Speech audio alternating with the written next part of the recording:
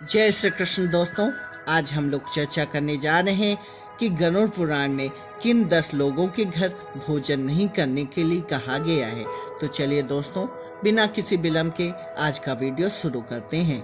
गरुड़ पुराण के आचार कांड में बताया गया है कि हमें किन 10 लोगों के यहाँ भोजन ग्रहण नहीं करना चाहिए।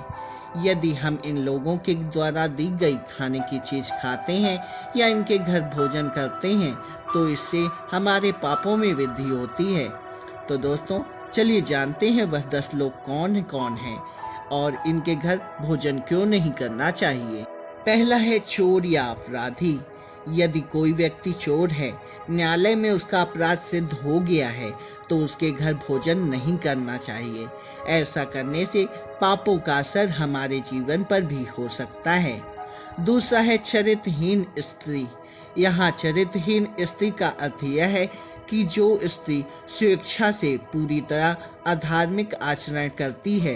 गरुड़ पुराण में लिखा है कि जो व्यक्ति ऐसी स्त्री के यहाँ भोजन करता है वह भी उसके पापों का फल भोगता है। तीसरा है सूदखोर। जो लोग दूसरों की मजबूरी का फायदा उठाते हुए अनुचित रूप से बहुत ज़्यादा ब्याज प्राप्त करते हैं, गरुड़ पुराण के अनुसार उनके घर कभी भोजन नहीं करना चाहिए। गलत ढंग से कमाया गया धन अशुभ फल ही देता है। चौथा है रोगी व्यक्ति।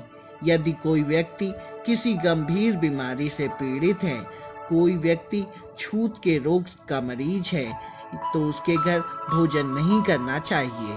ऐसे व्यक्ति के यहाँ भोजन करने से हम भी उस बीमारी का शिकार हो सकते हैं।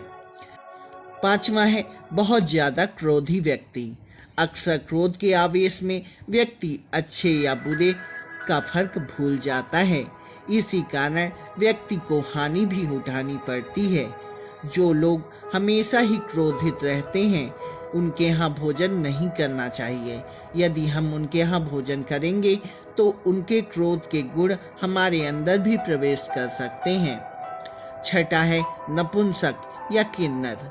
गरुड़ पुराण में बताया गया है कि किन्नरों को दान देना चाहिए लेकिन इनके यहाँ भोजन नहीं करना चाहिए। किन्नर कई प्रकार के लोगों से दान प्राप्त करते हैं। इन्हें दान देने वाले अच्छे लोग भी होते हैं और बुरे लोग भी। सातवां है निर्दयी व्यक्ति। यदि कोई व्यक्ति निर्दयी है, दूसरों के प्रति मानवीय भाव नहीं रखता, सभी को कष्ट देता रहता है तो उसके घर भोजन नहीं करना चाहिए। ऐसे लोगों द्वारा कमाए हुए पैसे से बना हुआ खाने से हमारा स्वभाव भी वैसा ही बन सकता है। आठवां है चुगलखोर व्यक्ति। चुगली करने वाले लोग दूसरों को परेशानी में फंसा देते हैं और खुद मजे लेते हैं। इस काम को भी पाप की श्रेणी में ही रखा गया है। ऐसे लोगों के यहाँ भोजन करने से बचना चाहिए।